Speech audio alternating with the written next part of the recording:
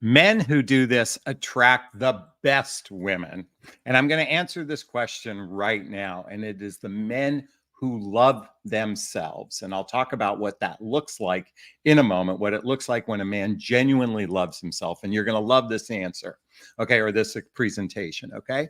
Now, really quickly, I am not talking about narcissistic men. Do you know Narcissus was a gentleman back in ancient times who looked at his reflection in Narcissus, looked at his reflection in a pond and loved himself. So true narcissists is actually those people that look in the mirror and go, oh my God, I'm so beautiful, or oh my God, I'm so handsome, okay? But we're not going to talk about that. We're going to talk about what it takes for a man to really reach this place. And quite frankly, we're talking about women who are in this space as well. Now, really quickly, before I get into this, I just want to draw attention, and I'm going to rant for a moment about masculine and feminine energy, because there's a lot of conversations associated with high quality men having the masculine energy and high value women who have the feminine energy, and they're selling you on a narrative that isn't quite right. So I think their design is that people that rant about this is you take men who have leadership skills and character, and you put them together with women who are agreeable and receptive with character. And this is just going to naturally work out between the two of you. So you ladies need to find that masculine energy man, and the men need to find those agreeable, receptive women. Okay. Women need to find those leadership type men, and men need to find those agreeable, receptive women. See, the challenge with this narrative is excludes an important factor when it comes to understanding people, particularly in midlife. And my audience is midlife, which is after baby making years and before retirement. So if you're roughly between the ages of 42 and 69, that's the demographic I speak to. And within that demographic is a significantly dysfunctional group of human beings. Okay. I go on to say, most humans are rather broken. Relationship skills for most humans are in the toilet because we're swimming in a sea of dysfunctionality. Most importantly, most everybody is lacking what it takes to attract this man, or this man to attract this great woman, is self-love. So let's dive into this really quickly. I just want to, well, I'm going to dive into self-love in a second, but let me just give you examples of brokenness. Okay. Somebody is going through a contentious divorce. Somebody who has a contentious ex, that is going to be a problematic person, or that's going to be a problematic circumstances in a person's life that oftentimes creates a lot of discourse for a person. So to the extent that it doesn't necessarily make this person broken, but their capacity to fully commit to a relationship makes it rather difficult. Okay. If somebody's going through a contentious space in their professional life, maybe they have issues with their health. Okay. This makes it very difficult for these people to enter into a healthy, happy relationship. But what makes most people broken in midlife is that their childhood wounds and traumas begin to bubble up in the surface. In other words, within a relationship, most likely the cause for, by the way, roughly about 75% of singles over 45 years old are most likely divorced. So there's usually a reason that caused this divorce, is that it was most likely not a very healthy relationship. The two people didn't have good relationship skills. And so you put these people back in the dating marketplace, and it's going to be problematic. And then typically, since divorces are contentious, this leads to adult traumas that happen in their lives. Now, many of you know I'm a big advocate for doing inner work, particularly healing childhood wounds and traumas. This is why I constantly recommend a book. The book is called The Hoffman Process, The Hoffman Process. This is a deep dive into healing childhood wounds and traumas. By the way, in the show description, if you hit the description, you'll see Jonathan recommended books. All the books I recommend today will be in there. And why I recommend reading this for yourself so you can become that best woman, and why I invite you to really do your job vetting a man in the early stage of dating to make sure that he's has a capacity to love himself, as I'm going to describe in a moment. And if you need some support with that, by the way, there's a link to schedule a discovery call with me to see if working with a coach is right for you. My whole area of expertise is all centered around discernment and vetting. In other words, before you give your heart to someone, you better ask the questions related to your personality to determine if he's a good fit for you. And in the show notes, again, is a link to schedule a discovery call with me. Okay, so self-love is about being an emotional grown-up, but more importantly, self-love represents your character as a human being, your character. And this is true for men, and this is true for women as well. So when the title says men do this to attract the best women, we're talking about the best women do this and the best men do this, okay? So let's lean into this conversation for a moment, what it looks like to be with this best person. I'm going to have to pull out my notes. But number one, their actions consistently match their words. Their actions consistently match their words. Now, that's not going to suggest people might have foibles in their life. I was having a discussion in my private group today where a man's dating profile said he was 59, and she did a Google search and found out he was 61. Like, I mean, she didn't say this, but people can go, oh my God, he's a liar. He's untrustworthy. Okay, humans, listen, somebody's fudging by a couple years is because they want to be in the search algorithms, okay? And hopefully this person fesses up to that, and that shows their level of integrity. But when we're talking about actions matching their words, we're talking about if they say they're going to call, they're going to call. If they're going to meet you for a date, they meet you for a date. Okay, this is actions matching their words. Now, we're all going to have moments where we can't do it always, but there's a consistency, and that demonstrates a level of self-love and character. And by the way, when it comes to self-love, I highly recommend checking out my book, What the Heck is Self-Love Anyway? A Journey of Personal Development, Self-Help, and Spiritual Work. We'll talk about this in a moment as well. There's a link below. Okay. These men who love themselves and have great character, they are generous and kind. They have a generous spirit. They have a kind spirit about them. You see it the way they tip people, maybe at a restaurant, or how they greet people. Certainly when a man pays for a date, that's coming from a place of generosity, but that's not the only space of generosity we can gauge people's generosity. We see it in how they operate in their life. Are they generous to other people? Are they generous to you? Are they generous to themselves? And I don't mean in excess. I just mean, does a person have a balanced life of being kind and generous to human beings? Okay, the next one. This is critically important. They communicate clearly without wanting to be right. Okay? People who love themselves, people who have good relationship skills, they don't argue their point as if they are right. A healthy person, when they communicate, but they also have listening skills. They listen to your point of view. They acknowledge your point of view. And they validate your point of view. And while they might have a different point of view in their life, okay, we can agree to disagree. It is not about being right. It is about being happy. I can tell you, men and women, you girls are no picnic either. Well, please forgive the girls reference. You ladies are no different. You have a capacity of saying I'm right and wrong, but I'm not here to suggest you should be gaslit either. Okay, this is not about somebody else's point of view of being right. It's about recognizing that we all look at the world through different lenses. Oh, here's lenses, right?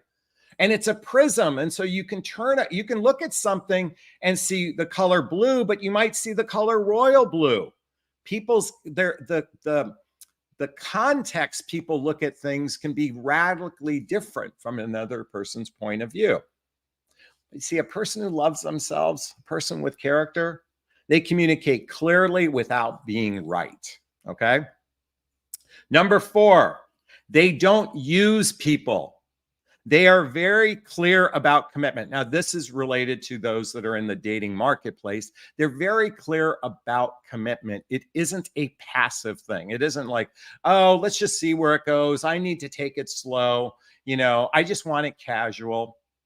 People of good character, people that love themselves and they clearly know they want a life partner, they have a long-term mating strategy, not a short-term mating strategy. A short-term mating strategy for some men and women is, hey, look, we connect on the bandwagon of chemistry. In fact, if you haven't seen my relationship iceberg chart, this might be your first time if it's a repeat.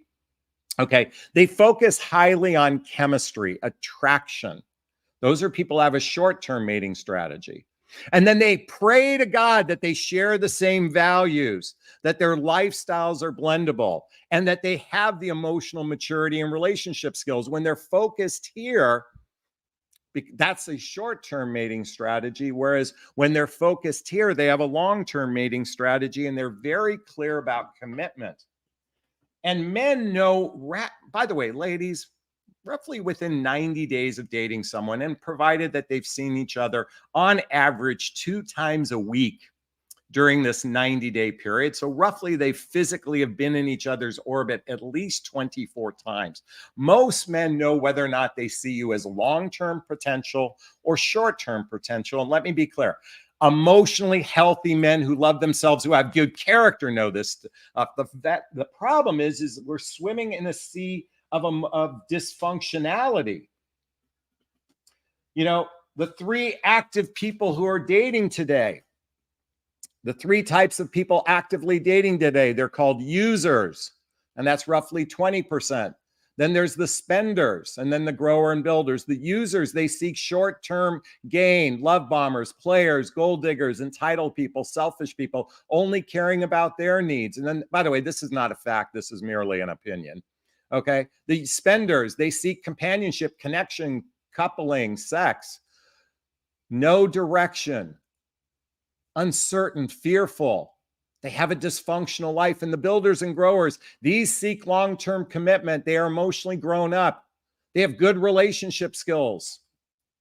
See, when we're talking about, if you want to be with this type of grower and builder, and it's only about 20% of the population, that's just my opinion. 20% of the people in the active dating marketplace.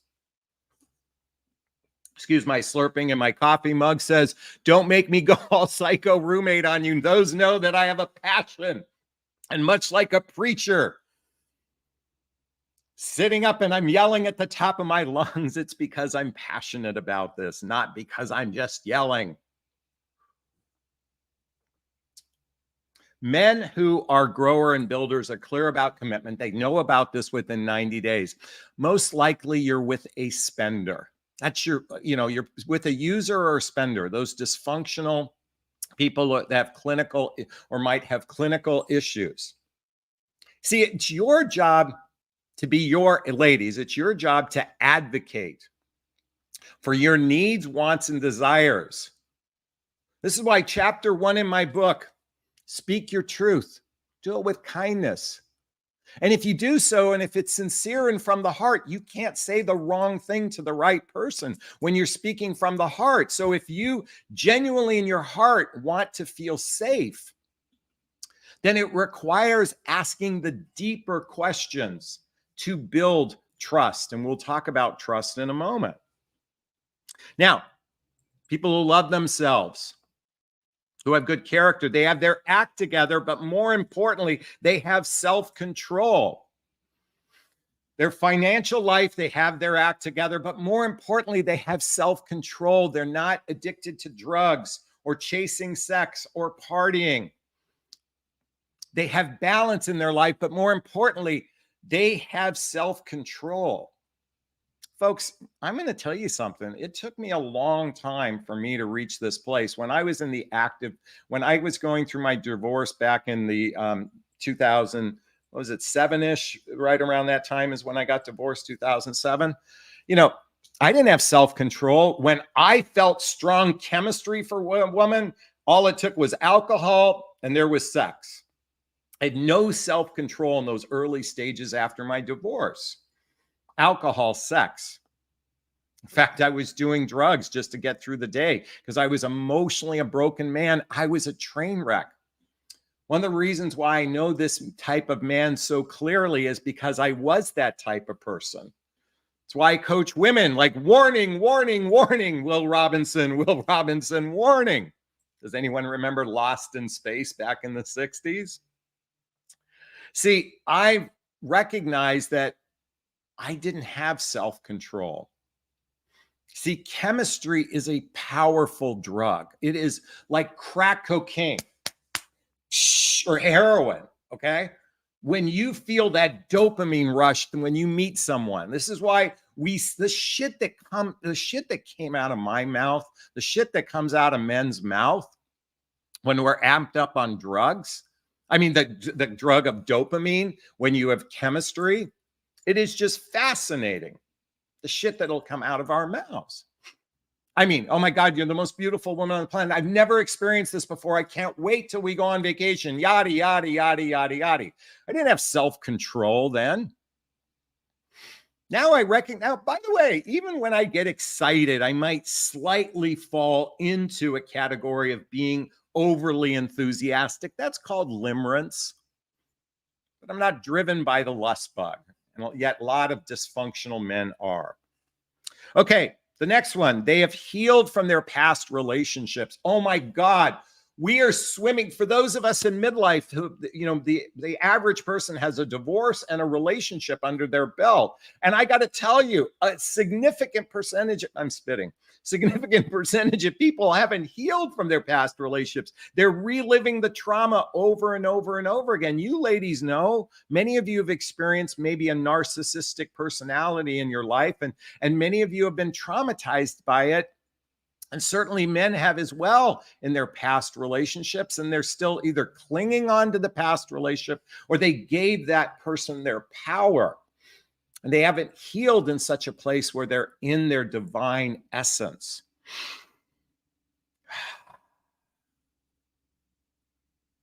These people that love themselves and have good character, they are introspective. They work on themselves to grow beyond their limitations, their wounds, and traumas. Oh my God, I would say I invest at a minimum of 30 minutes to an hour each day doing inner work, reading all the books I recommend, listening to podcasts to heal those places inside of me that are still, you know, in fear. You know, it takes a tremendous amount of awareness and introspection to absolutely be in a state of trust. See, it's all about trust, and we're going to talk about trust in a moment, but trusting oneself, and people that are introspective and do work to heal are in a better space to trust themselves. Now, the next two are critically important, so stick around for this. Men who do this attract the best women, and this is true for men and women alike. These are people who have a protective nature, protective and empathetic nature, meaning they care about their partners. They truly care about their partner's feelings. See, we are here in the United States, we are fucking self-centric. We are a selfish group of human beings. And while we might have selfless acts, we can be very self-centric, particularly in the early stages of dating. Dating isn't about what I can give, it's about what I can get from another person for the most part, generally speaking.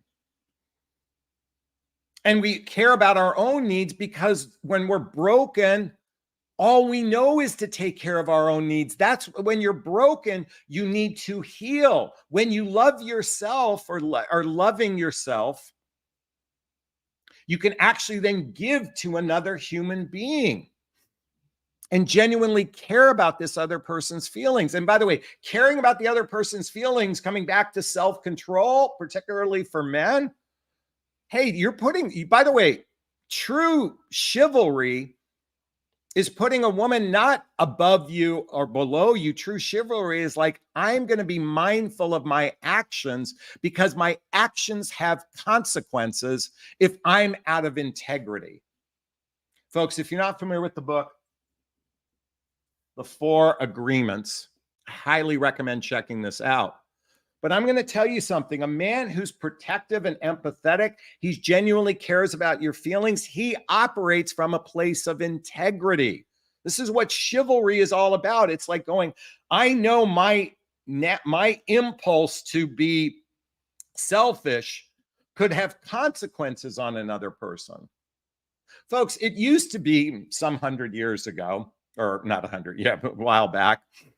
You know, if a young boy came to a young girl's house for a date, the dad would have a shotgun pointed out the guy's face, or maybe the brother or the uncle would, and say, "What's your intentions with my sister?"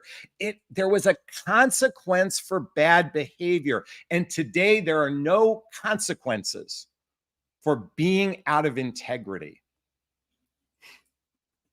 If there were, we'd have everybody in jail. Okay. Okay, the last piece I want to lean into. They believe demonstrating trust is paramount in their life, meaning when they partner with someone, trust isn't just about fidelity. Trust is, coming back to what I said before, this other person's feelings is on equal footing as my own feelings. In other words, I always have this best person interest at heart without compromising my own interest, without being a doormat, without putting someone on a pedestal or putting someone below me. Demonstrating trust is paramount to this man's life and this woman's life. And this is when men do this, they attract the best women. The problem today is we are swimming in a sea of casual relationships. We are swimming in a sea of casual relationships. See, because something's missing today. And you got to stick around for this because you got to hear this. This is probably one of my best videos, if I'm going to toot my own horn for a second, because this is paramount. See, today, casual relationships are all self-serving relationships. And usually one person gets hurt in this because it's missing this one element. And that is all in. Like, I'm all in this relationship. I am all in. Those people are afraid to go all in. They've been hurt multiple times in their life, and they're afraid to go all in. And sadly, women go all in by giving their power away to man because the masculine is supposed to lead and the feminine is supposed to sit back in their feminine energy and let the man claim them. You're getting sold narratives that are bullshit. And what I mean to say is, when we're swimming in a sea of dysfunctionality, your job, ladies in particular, you are in charge of your relationship destiny, not the guy. And it requires two people being all in. This is why I created my private coaching. So, I mean, I just got invited by a woman to walk her down the aisle based on my work because her mother and father are no longer here. I am blessed to be an advocate, particularly for discernment and vetting people. That's where again, schedule a discovery call. If you want to change your love life, whether it's working with me or another coach, I invite you to do the work so you can be prepared to attract this type of person. But more importantly, how to weed through the landmines of all the wrong people. By the way, I want everyone to think about this dating for a second.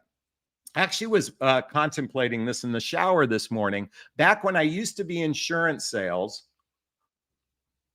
we used to do something called cold calling. In other words, we'd grab a telephone book and call people on the telephone book. These were cold leads. Okay? Just like dating apps. Just like, where's this dating app? By the way, does anyone recognize this dating app? You know, I'm not on Bumble, by the way. But you know what? These are cold leads.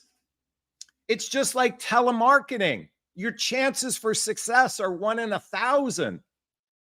See, the job is to create warm leads by physically putting yourself out there.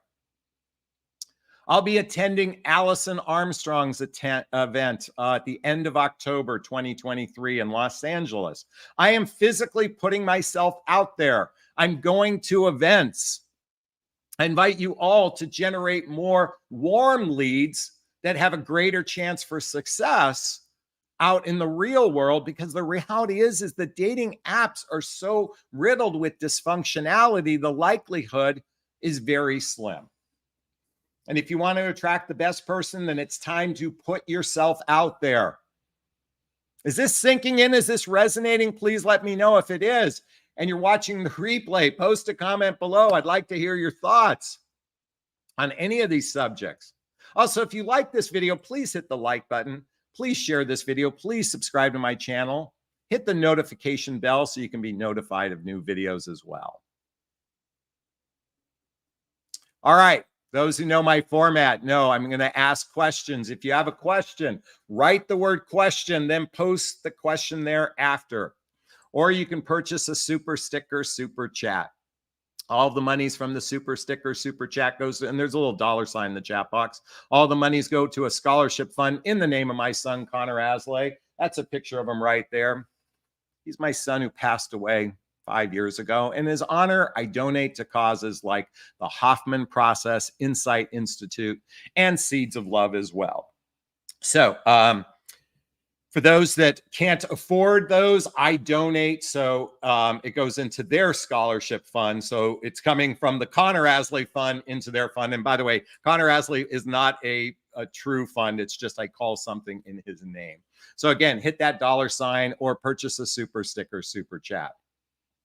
All right, let's see what we have in the board here today. Bump, bump, bump, bump, bump. We have a lot of... Sylvia says these undiagnosed people with ADHD fall in and out of love frequently, and they also get dopamine hits from arguing and drama. There is a high percentage of them online unable to stay in healthy relationships. Thank you for bringing that to attention. I totally agree. Lori says, thank you for sharing all this information I'm learning. Oh my gosh, I'm so grateful that people are learning from my content. If you have a question, write the word question. Paula Stork says, how do you recognize a serial dater? They've had no relationships. They've been single for a long time. They've been on the dating apps for a long time. Serial dater is different than a serial monogamist. Serial monogamists have one relationship after another, which is part of the reason why you have to ask deeper questions. One of the things I talk about in my private coaching is radical honesty, laying your cards on the table, and the rules of engagement, So what does radical honesty looks like? It's about like, we got to cut to the chase here. Folks, I know dating isn't an interview process, but whether you like it or not, you have to interrogate a person. You have to interview them. And I say that a little tongue in cheek. So radical honesty is starting with deeper questions. When two people physically are attracted to each other and they go, are we interested in dating one another? By the way, I think I'm going to try this on the next, Actually, I don't plan on dating. What I mean to say is I plan on being so selective on whom I'll meet that it won't be a traditional type of meet and greet in my life. It'll be a warm prospect than a cold prospect, okay? What I plan on doing is I'm like, look, can we agree if there is mutual attraction between the two of us when we meet that we ask deeper questions early on? To save ourselves time, would you be open to that? And if there isn't mutual attraction, can we agree on that right from, by the way, folks, you all know right from the first few minutes if there is attraction. Now, the sad part is, for men, it's rather instantaneous. For women, attraction can build over time. So this is the tricky part, okay? I'm talking about those two people that have genuine attraction for one another right from the get-go. You then immediately go into radical honesty, laying your cards on the table and rules of engagement. Let me tell you what that looks like. Radical honesty is the agreement to have deeper questions. Laying your cards on the table. Look, this is my past. This is how I've healed from my past. This is how I operate in the future. Okay, these are the standards I seek in my life. Folks, you know my narrative. I'm looking for a relationship where we spend on average 3 or 4 days and nights a week together, doing shared activities, hobbies, mutual interests, spending time with family and friends, traveling together, teamwork, building skills, both in our personal or professional life, intimacy, both physical and emotional intimacy that leads to either moving in together or getting married. That's my standard. That's me laying my cards on the table. And the rules of engagement are the following dating vows. Okay. By the way, in the link below, you can get a copy of what I'm reading here. These are the rules of engagement. Have you ever heard the saying, and I didn't make this up, women are the gatekeepers of sex and men are the gatekeepers of commitment? Before you give your heart to a man, ladies, before you're physically intimate, I would want some agreements between the two of you. And I call this the dating vows. And it goes like this. I, Jonathan, Jennifer, whoever the two people are, agree to explore the process of getting to know you with the intent to declare something serious in the next 3 to 6 months. I agree to be monogamous sexually while we have regular sex together. I agree to not actively date others while we are in the dating process, which includes taking down our dating profiles. I agree to speak up if this isn't working for me versus pulling back, ghosting, or disappearing. I agree to invest regular time in the process of getting to know you, which looks like 3 or 4 days and nights a week together, doing shared activities, hobbies, mutual interests, spending time with family and friends, traveling together, teamwork, building skills, both in our personal and our professional life, intimacy, both physical and emotional intimacy.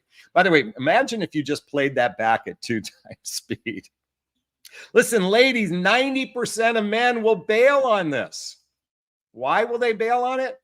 Because they're in the dysfunctional category. They have clinical issues. They are broken.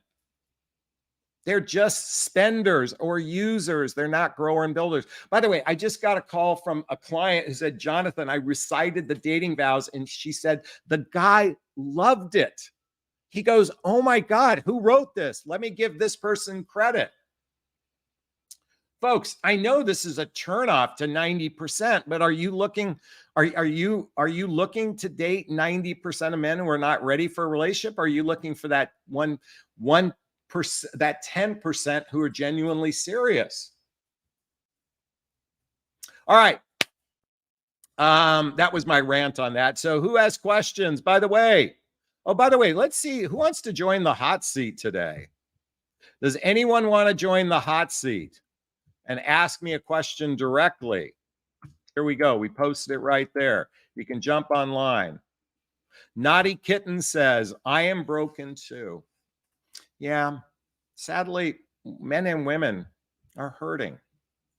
We have a population that is truly hurting. We deeply want connection. We deeply want love. Most humans do deeply want to feel loved.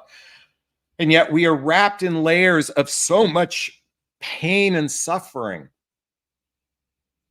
Not everybody, just a significant percentage of people, particularly those who are single, those who are, by the way, I know, listen, I have some contemporaries who are happily married or happily engaged right now. And yes, they're blessed to be in that space so they can talk about that. I just happen to be aware that the dating marketplace is riddled with dysfunctionality. There's a reason why so many, by the way, think about this for those of us in midlife. You realize that second and third marriages end at a rate of 65 to 75%? Why does that happen? Because most humans have their emotional maturity and their relationship skills. This is not a fact, merely an opinion. But, most people are dysfunctional. They have poor emotional maturity and poor relationship skills. That's why second and third marriages end at a higher rate. And relationships end at a higher rate, or worse, people are in casual relationships because there's no statistics outside of marriage about how many people are in casual, unhappy, toxic relationships. Kristen has a post. By the way, if you have a question, write the word question, post the question thereafter. I date alternately, and I'm considered joining as a third. How would you deal with that scenario? I don't know exactly what you mean, Kristen. So, okay. Who here has a question? By the way, who here has a question? Come on, pop into the screen. I need some content here. Otherwise, I'm just going to be rambling. Give me something to work with, folks. Write the word question and post the question there after. Do we have a bashful group today? You know, I want to hear how I can support you. Folks, come on. Give me something here. I'm sorry. Are we going to cut it short today? Come on.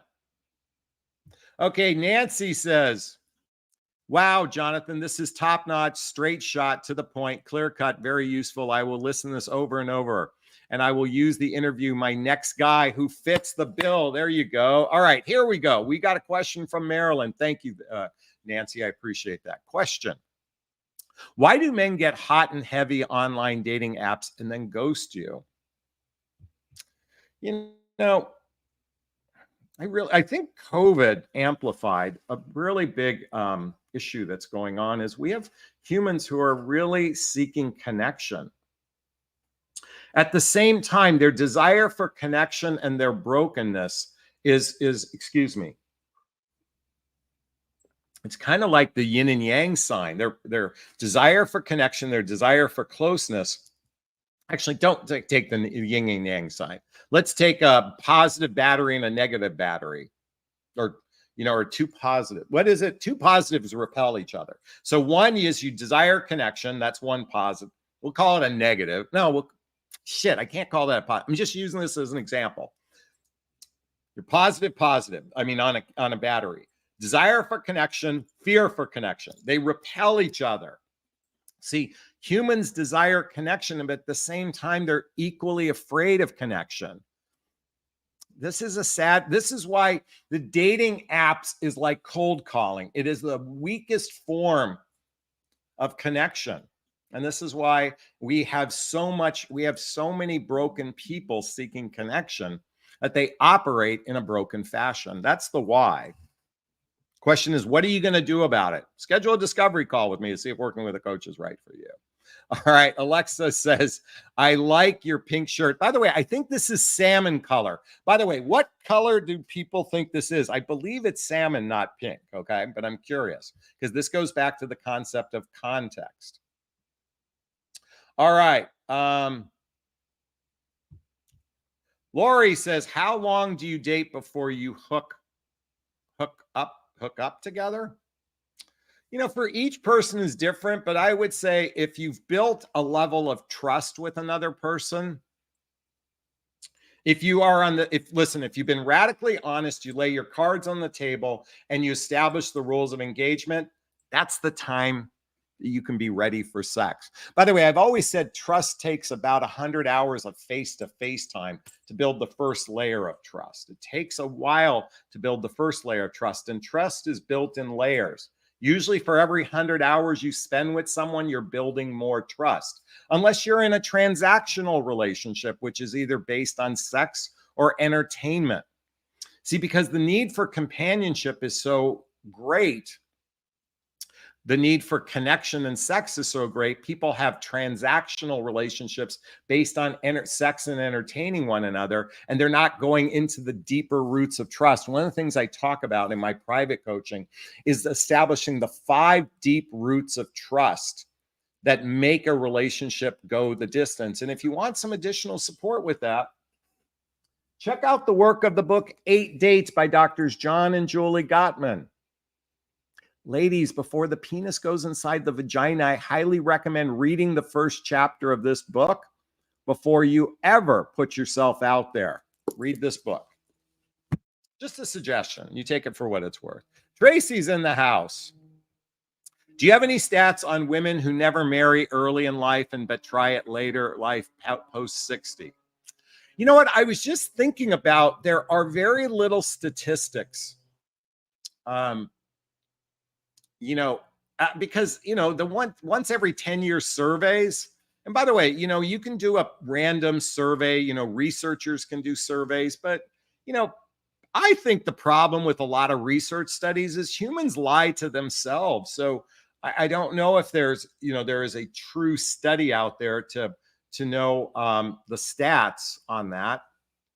Why do you need to know it, Tracy? That's a question I ask of you. All right. Naughty Kitten. Someone in the chat stated it's a red flag for a man to never have been married by 50. Why? And your thoughts? Okay. So, is it a red flag a man or woman over 50 has been never married? And we have a lot of women 50 not married. Let me ask you this. What's a worse red flag? Somebody who was married and got divorced? They obviously don't have the relationship skills to make a relationship work. So just because they made a commitment is no greater testament to their capacity to be in a relationship. I would venture to say you'd want to find out some of the details during this person's life, because maybe they were a serial monogamist. But you know what? I applaud, listen, I'm grateful. I've got blessed with 2 children. I've got Colin over there, Connor, who sadly passed away. I'm grateful that I got married. I didn't marry the right person because I wasn't the right person when I got married, okay? So number one, and by the way, I got married at age 29. She was 27. Statistically speaking, people under 30 years old have a 75% who get married. I think it's under 25 years old, have a 75% divorce rate. So you know what? I got married. Oh, and by the way, after my divorce, okay, here's another thing. Do you know how many people after divorce are less likely to get married again? They appall marriage, except for codependent people. They immediately get married to someone else. Okay. So I don't know why that's any more relevant than the person who's failed in relationship or failed to get married. They're equally challenging because we are swimming in a sea of dysfunctionality. Okay. By the way, now this can sound like this whole video can sound like Jonathan, there's no hope. Folks, there is hope. We have all these landmines in front of us. Awareness allows you to navigate the landmines. Discernment allows you to navigate the landmines. Vetting allows you to navigate the landmines to put the odds in your favor. May the odds forever be in your favor, Hunger Games. My job is to put your odds in your favor, the odds in your favor. Because yes, it is, listen, if you had a chance to get on an airplane and you knew the odds that were going to crash are pretty high, would you get on it? So wouldn't you want to invest? Like, I want you to think about this. Let's take a small plane, for example. Wouldn't you want to investigate the service record of a plane that you're going to get on? Now, we trust because we statistically know planes are safe. But wouldn't we want to know somebody who's a pilot? Oh, this is a great analogy. You're flying in a small plane with another human being. Would you want? Okay, this is a great analogy. By the way, this is a perfect analogy now that I think about it. You just met a man. You know nothing about him. He says, I want to fly you from Hawthorne, California to Santa Barbara or Palm Springs for the weekend. And you know nothing about his pilot record, his plane. You know nothing about it. But you'll just jump into it. That's what dating is like. Fuck, I'd want to know how many hours he has on his belt, how long he's had this plane, when was the last time this plane was serviced. I'd ask these questions. Now, we assume this person most likely wouldn't get into a plane that he doesn't believe safe. But you know what? We got a lot of people who make grand mistakes. JFK Jr. should never have been fought. Okay, I don't know if there was a conspiracy, but let's just assume what happened was legit. He never should have got on that plane. He had a broken foot.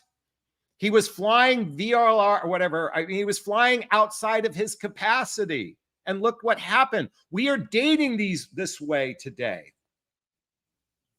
Does this analogy make sense? I think this is a great example of how naive people are.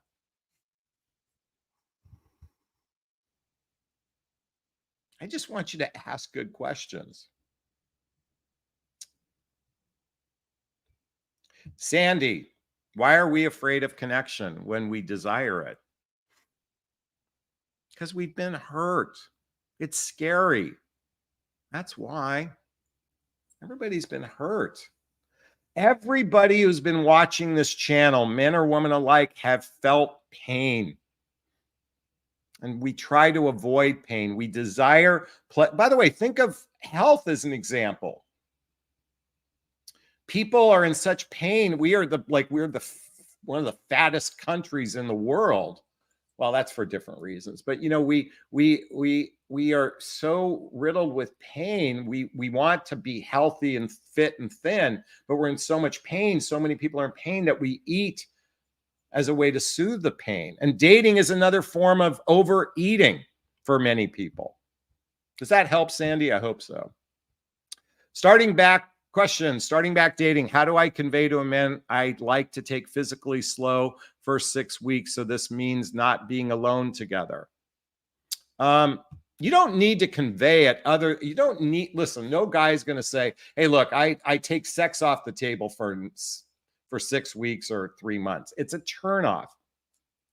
What you say to a person is, before I'm physically intimate with anyone in my life, I'd like to know that we built a fair amount of trust with each other and that we desire a long-term relationship, and we are going to be mutually exclusive with one another. This is how I operate. How do you operate? I need to build trust. You don't have to give a timeline. You just say those words. Tracy agrees. This is salmon. Thank you so much. Oh, Naughty Kitten says this is mauve on my screen. See, this is context. Pink, mauve, salmon. See, we all view the world through our own lens, and everybody views it differently. Hey, one of our by the way, if you want to join my private group called Midlife Love Mastery, check out the link below to have direct access to me on a regular basis. Question: when a man asks after sex, did I satisfy you? My true answer is no, but I don't tell him that. What should I say? I'm not physically active and I'm not dating anyone. Yeah, that's a tough one. Because if you told us the truth, that would hurt our feelings. But if you lie to us, that's, holding back on your own. I'm not the best at communicating this. I think what's important to say, let me just be candid about my body. There are certain things that work for me versus other things. By the way, I've learned this with my own body. Certain types of blowjobs work better than others. And so I think people I've shared with women, do you want to know what satisfies me? And they go, yeah. Now, if they're in their ego, no, they don't want to hear that because they have their own version. And men, when they're in their ego, have their own version. But would you like to know what works best on my body? Invite that question. See how they respond. I've told women that, and I've gotten such flack from women. Yeah, I'm being honest here. I've had women that literally have given me flack. I say, I know my body. This is what turns me on. Not everybody is the same. Everybody is slightly different.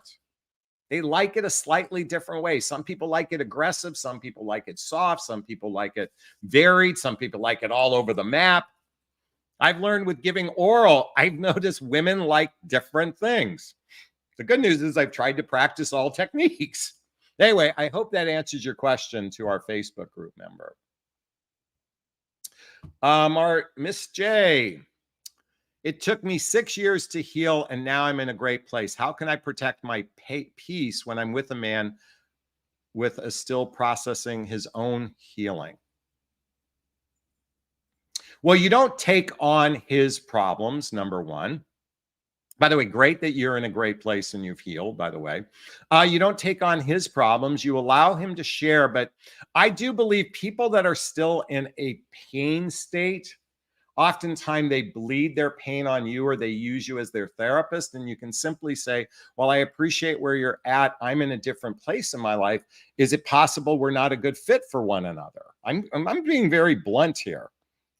If you're still in pain, maybe you should go heal before we engage in a relationship together. I'm a big proponent of two people being aligned with one another. All right. In alignment with one another. Question: It's true. In-person meeting is the best. Can you provide a list of the best places to meet the highest percentage of normal men? Folks, you got to, first off, make a list of the things you like to do out in the real world and ask yourself, are men in these places? Okay. Instead of trying to fit into a man's narrative, fit into your narrative. By the way, the workshop I'm going to is Allison Armstrong's workshop. Allison Armstrong called it, the workshop is Break from Your Freedom, or it's in the end of October. I will be there.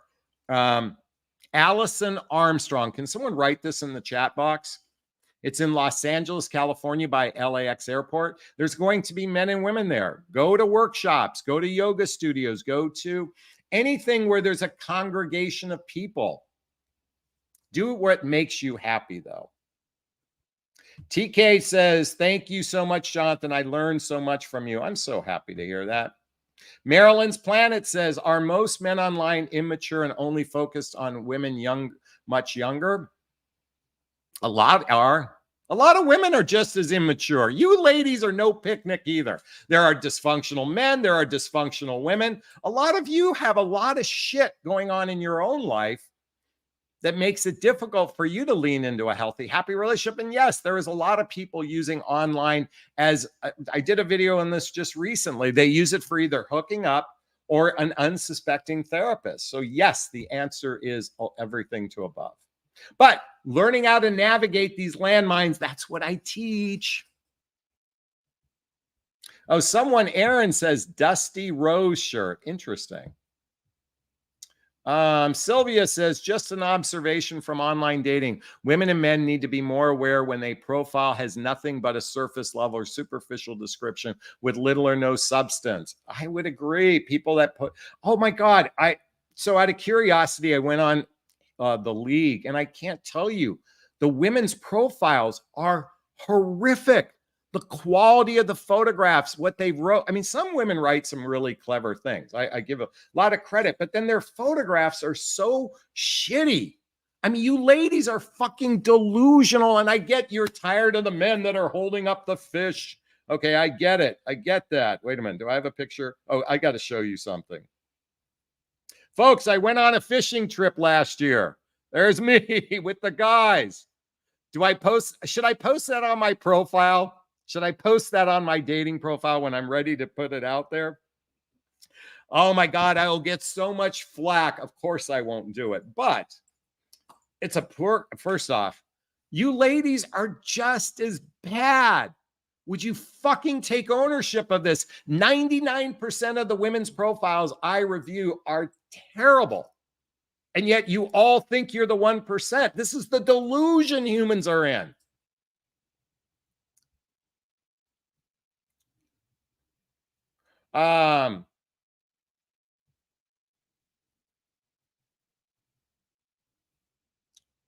Let's keep going here. Sorry, I'm just reading. Yaz wants to recommend, my advice is get a hobby you love. If you're still bored, then date. I'm working from home with something I love. If I've had this years ago, I wouldn't have felt bored and thought to need to date. Okay, maybe that didn't make sense to me. Oh, one of my Facebook members says, I love the analogy vetting to a man's ability to fly a plane before getting on. Like, I want you to think about this. Let's really get into this. I just came up with this.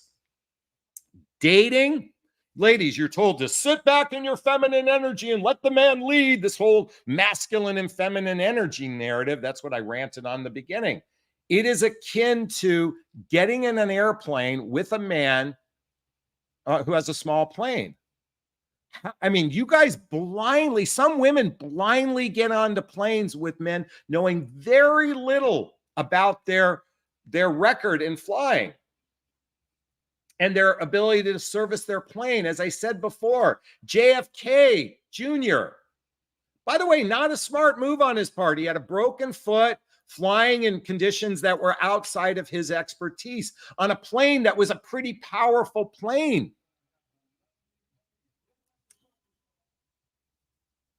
And you guys are jumping into relationships with men who literally don't know how to fly an airplane. Because you're falling into love because, Jonathan, we have so much amazing chemistry. It's so off the charts chemistry. Yeah, but the flying of the plane requires somebody that knows what the fuck they're doing. I talked about the whole level of character, and it's on you. You're just as equally as responsible.